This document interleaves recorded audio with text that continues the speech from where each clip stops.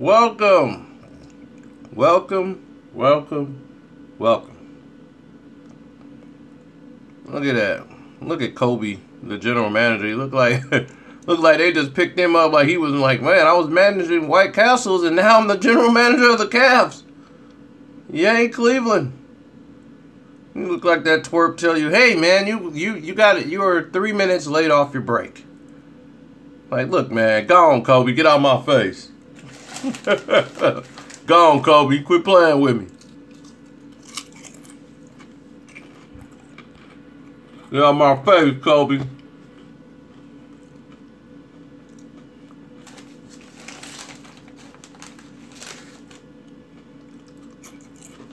So they finally welcomed Dwyane Wade to Cleveland.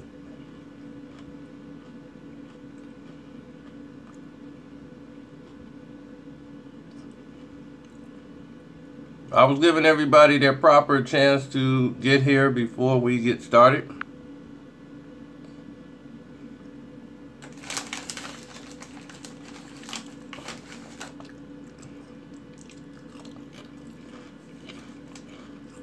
Uh-oh. Somebody's on crack tonight.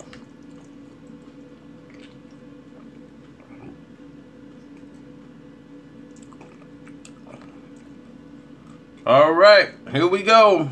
This is a live feed, of course, but we will get this started. Booyah! Go ahead, Kobe. I have the privilege of introducing a guy that needs no introduction. We'd like to introduce Dwyane Wade as the newest Cleveland Cavalier.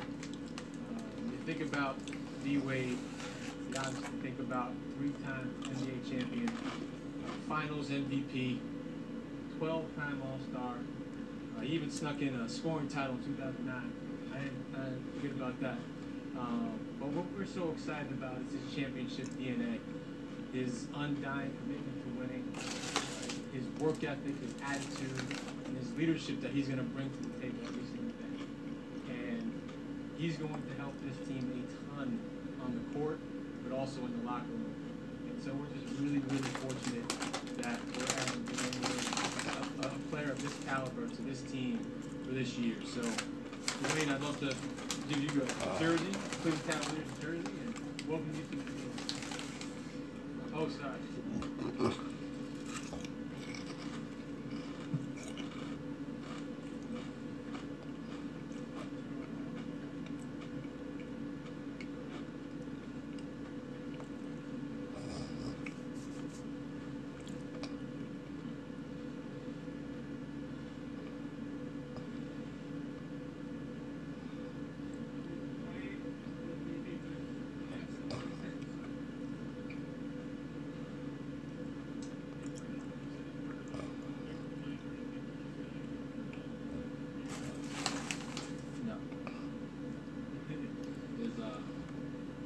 Things like this, you just don't plan it, it just happens. A lot of people thought we planned it, but it just didn't happen that way. With having a friend like LeBron, and we was just friends, it probably wouldn't happen, but we're two pretty good basketball players. And my games kind of help each other. But this right here is just something that came about because of the situation in Chicago went a little different direction, in a different way, than I wanted to be a part of the rebuilding phase. And once I got opportunity to get the buyout, LeBron was recruiting me the whole time. Once I got opportunity to get the buyout, I looked around, I was flattered by the teams that reached out. But at the end of the day, this is where I wanted to be. This is where I felt it should be from a basketball perspective, to come in and be a part of this. This team right here, from top to bottom, is one of the most talented teams I've been on. I'm just happy to come and be able to add whatever I can to this. Yes.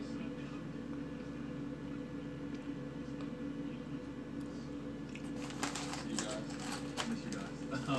No, it's for me. I've been lucky enough in this league to be in a lot of big games, a lot of big moments. I've been in 5 finals. My whole life, I've always been in some big moments. So that's what it makes me mine. Just when you come into a basketball season and you just plan to play, I don't like that feeling. You don't feel like you compete for a championship. Your hope is hopefully to go to playoffs. I like to know that it's going to be a long backstage, been in those moments. You know, I was telling somebody, I missed those moments where I remember a couple years ago, me and LeBron was together. I had a game in Indiana where I scored 5 points. Everybody said I was done, this and that. And then I came back the next couple games, scored 30, 28, 41. I miss that. I miss being in my room, not talking to nobody, feeling like the world's on my shoulder and they're coming out and showing what I'm made of. And I haven't had that in a couple years. So, get an opportunity to be back on this team, on this team. Knock on wood, everyone stays healthy. What we accomplished, we know those moments will come. And I look forward to it.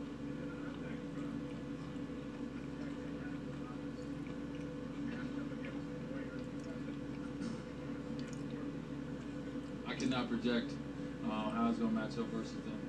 Obviously, the Warriors are the cream of the crop in the NBA because they're coming off a championship. But this team, and the media is going to always put us against the Warriors, but there's so many teams in between that. We only play them twice a year in the regular season. So you got to focus on the team that you can play 4 times a year. It's in your conference, etc. And when we get those opportunities against them, it's just a measuring stick in the regular season to see where you're at. So don't want to focus too much on Golden State. They're for everybody, every team. They're obviously at the top, and everyone has to get good enough to beat them. But you got to beat the guys that you're going to see more often than them. LeBron recruiting you the whole time. Going back to when and what were those conversations like? It was light. It wasn't heavy recruiting. I mean, I think the first time he reached out to me was when a couple of days after Jimmy got traded, and he just texted me and just said, "Hey man, just checking on you." I knew what that. I knew what that meant. And we obviously talk very often. So then the next time he reached out to me again a little bit later, just to let me know, hey man, I would love if something happens in Chicago where you're not a part of the organization anymore, I would love for you to be here. So just things like that. It doesn't matter. Like I said, all of us here, we love to be, we want to be wanted, by people. So I see from the beginning that this was before the trade. This was something that he wouldn't mind happening from a basketball standpoint. He knew I could help this team in some way. So I appreciated that. And, it wasn't the sole reason, but definitely everyone knows our relationship.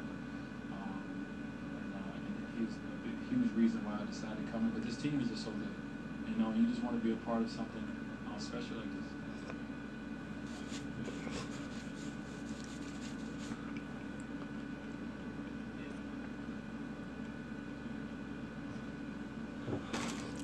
I'm maxing these chips.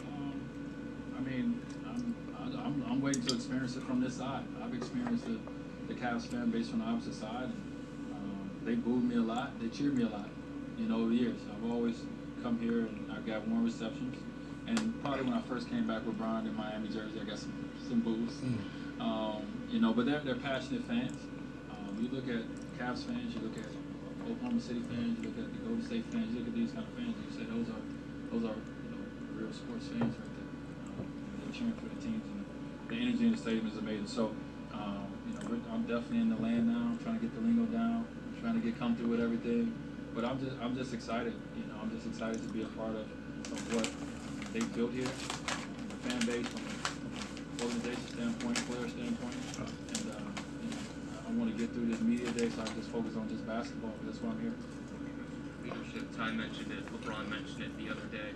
When you're coming into this new place where you don't know a lot of the guys and you haven't played with a lot of the guys, how do you approach that from a leadership standpoint with all the newness? I've been in the league 15 years, so I know all these guys pretty much. They're not rookies. I know them. So we've had battles versus each other. We've had moments and times. There's All-Star games. In the summer, whenever it is, with guys. Nowadays, guys work out together. We communicate. Social media guys go back and forth. So, we have a rapport. Already. Think about Richard Jefferson. He's been around forever. I played against Richard Jefferson. A long time ago in the playoffs.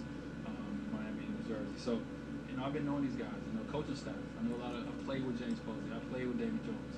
I won a championship with James Posey. It's just, it really felt, when I came in here the other day, it really felt like a reunion, in a sense. So I think from what I've done in this game, it's obviously respect from the players, and two, just from the relationship that we've had. I've TT and those guys. I've been around Brown. I've been around this organization for a while from afar, so I know everybody, know the coaches. So it was seamless. I was telling my family, it was just like, just give me a jersey, and I just got out there and it felt normal, felt seamless. So that made me at ease when I came here the first day. And, excited about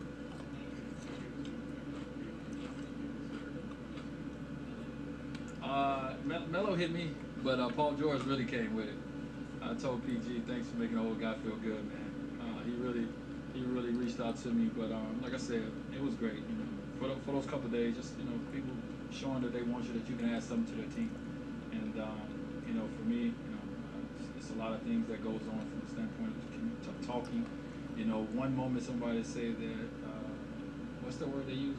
Washed. I think that's the word that they use. And then the next moment, I could be a piece of the championship. I can help a team. It don't really go together, but people say that. So the players understand what I can do and what I can bring from my knowledge of the game, from my ability to play this game, make plays, score when needed, and what I can bring to the locker room. So they made their pitches, of course. I reached out to them when I decided, this. But ultimately, this was the best place for me.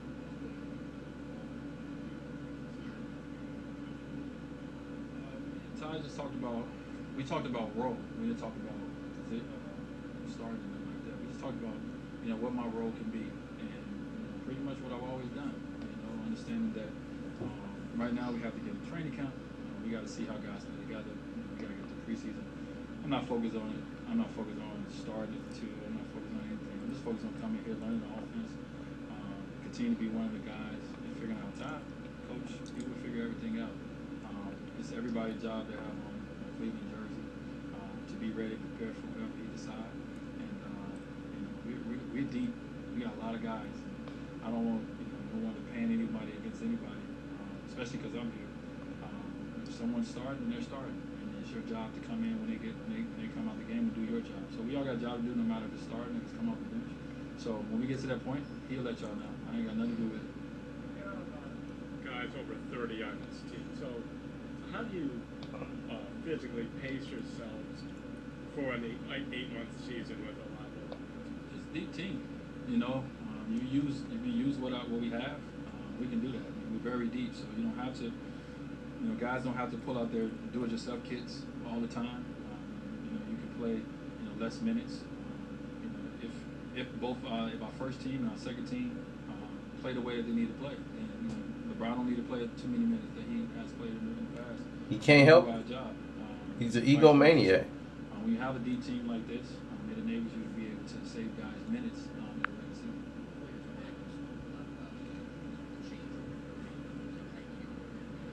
Definitely. Very physically now. Two, what are those spots you can pick with this current roster? You think that might be and kind of having a flow of the game instead of being that you have to score every time down. Well, I haven't been at have to score every time down in a long time. I'm a pick your spot type of player. When I have the ball in my hand, I'm always a playmaker. I'm always dangerous to make plays. And I've scored over 20-some thousand points in my career, so I can still put the ball in the basket. It's different this year from the standpoint of scoring. Last year I wasn't efficient, but I wasn't playing on this team either. So more opportunities, better opportunities from an offensive standpoint. I look for that to go up, but physically I feel good. I feel I had a great summer.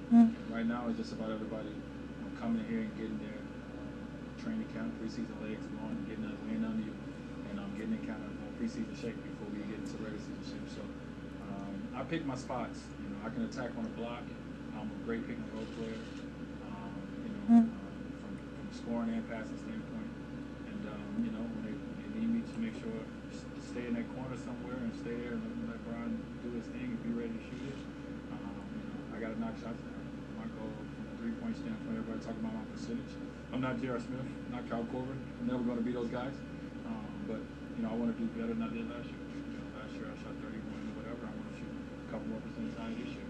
Just being ready to shoot. So just whatever the team needs, you want to be able to get. I don't know. I don't know, man. The talent around is going to allow us to enjoy the game of basketball, to win a lot of games. when it comes to shots, one thing that's common is in here these days. I've been here. You get it, shoot it. You know, it's so much ball movement, body movement in practice right now. I mean, it's incredible. And so everyone in here gave each other confidence, to knock them down. It's really. I've been here 2 days. It's really a family from this standpoint. Everybody's rooting for each other to succeed. So when you have that confidence, you never know.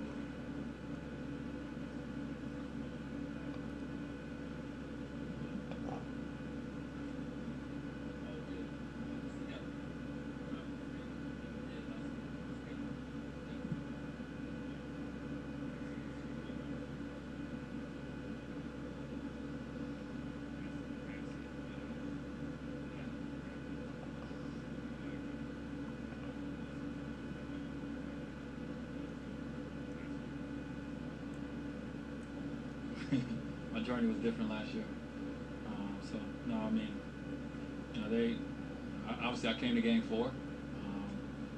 They won here at home. Very good team. When you lose in the finals, I mean, obviously everyone look at they lost 4-1, but I've been in the finals before. We've won and I've lost, and understand how close it is, like Rich Jerkson said. But I definitely didn't look at it and say, oh, if I was there, you can't do that. Only thing I can focus on now is that I am here, and if we get that opportunity again, what can you do to help you guys be different? I ain't say I missed the spotlight. Don't put that on me.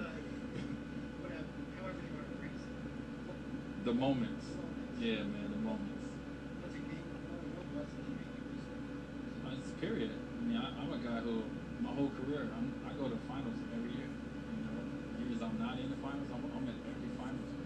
I go and experience it and feel it. I've been that since I got in the NBA. I've been to every finals that I've been in. And I've always wanted to go and visualize and see what I want.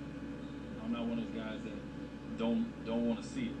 I want to see it, I want to feel it, I want to experience it because I want to be a part of it, and I want to know what to expect when I get there. So it's just always been in me. I've done everything in my career to help put myself and the teams that I've been a part of in a position to do that. We haven't done it every year, but I probably will go on record and say I'll probably give back the most money in the NBA. I'm going to go on record and say that. And a lot of it has been, for me, it's been about, this is a team sport. And it's been about helping the organization, obviously, be able to put the talent around. But it's been about my happiness. For me, it's no matter how much money you got, if you're not happy, that money means nothing. My route in life, my childhood in life, to be in the position I'm in today, nothing means more than my happiness. And God can match that. So that's a part of the reason why I get back from the prayer.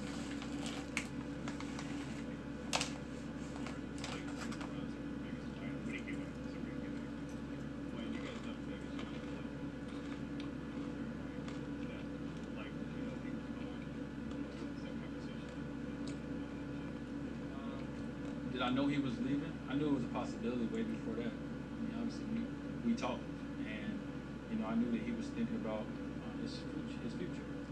And that situation as a team, as me, myself, Ron, and Chris, we all sat down before the summer started, and we talked about all of us having to make our own decisions, taking our time.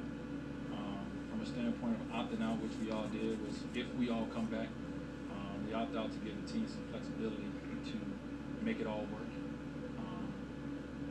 And that's the reason we did it. Now, when he decided to go back home, I was the one right there hugging him and saying, congratulations, thank you for 4 years. Go be happy, go have fun, and I'll see you when I see you on the other side. Now, that was the summer everything in Miami kind of changed, for me. I opted out, and we wasn't able to bring that. We didn't have that San Antonio Spurs kind of method coming back where we can bring, the stars back and add chips around it. That's when they gave Chris the max, and I wasn't a part of that. So that's when things started to change a little bit. But from Bron's standpoint, he's a friend of mine. When a friend and anybody makes a decision that's for them, you can't hate on it. You have to support him. That's true friendship. And I supported him on coming back. I never thought he would play. I never thought we would play together anyway. So to get 4 years together was incredible. And I always enjoyed playing against him too. So that's cool. I won a lot of summers. I just gave back $8 million this summer. You ain't talking about that. I mean, you know, my thing is when you make decisions, like I said, I made a decision to put myself and our team in a position to, you know, opt out of a deal and say, okay, we all coming back together. Then we will, you know, we'll figure out how much money we will be willing to take. Now, when if we're not, LeBron make a decision to go back. You take care of your guys, you know. And I wasn't a part of that getting taken care of, and that's everybody want to paint that on LeBron and say, oh, LeBron cost you. LeBron made a decision for him.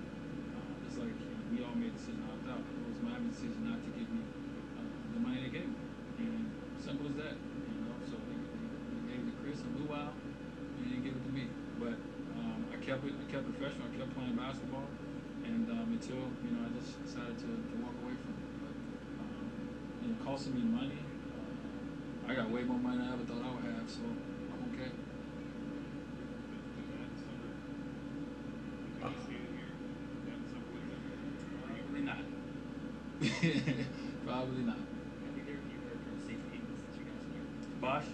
Yeah, man. He was happy. He hit me, text me. He said, "Man, I'm happy for you. You know, your friends don't want to see you lose. You know, and go through a rebuilding situation. You know, and he said, I'm happy for you, man. And, you know, obviously we're gonna continue to talk, but he reached out to me right away. You know, it's crazy because you know everything I see on the social media is just me and Brian and the things we did in Miami. Chris is right there, and you don't see him in there. You know, but you know he was happy for me. So.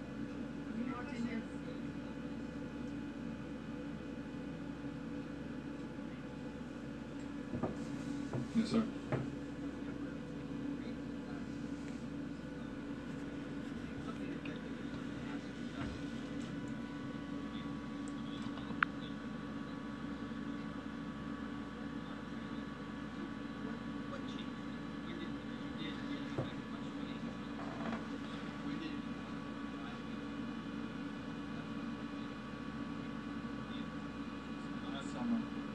Let's just do the Cavs.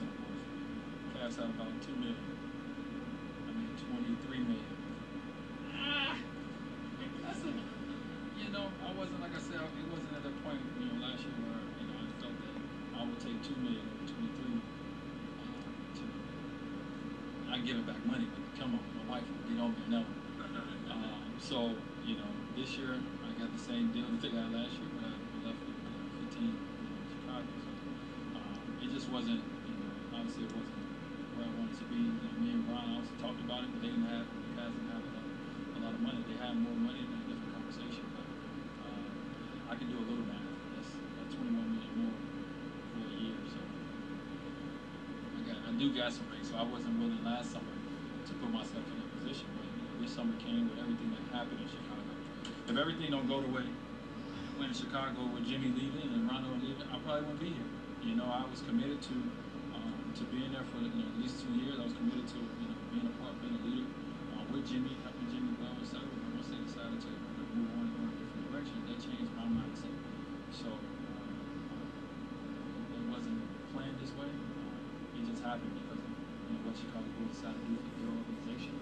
And now, me getting a buyout, now I get an opportunity to put myself in this position. But I wouldn't have been in this position to go for a championship if they didn't make those moves. How does it work so well with you and LeBron on the court? And do you think you can rekindle some of that stuff that you guys had together? I mean, obviously it's a different time. There'll be moments, you know, we want to play together. We want to play off each other very well. It's a different team. It's a different time. I mean, I think everybody kindled the lobs and all that. I definitely would throw those. He will go get them. I mean, those will happen, but you know, the biggest thing you want to rekindle is success.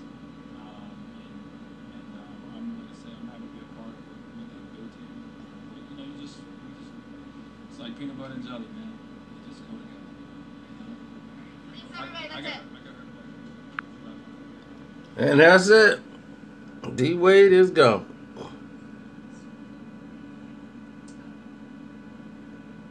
Every time we walk by each other in the market, we just look at each other and shake our head because it just don't seem real.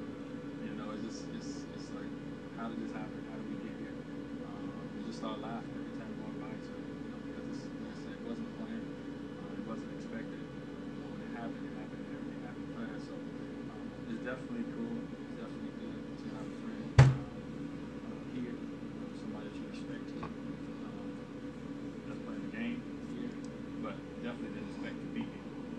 happy to be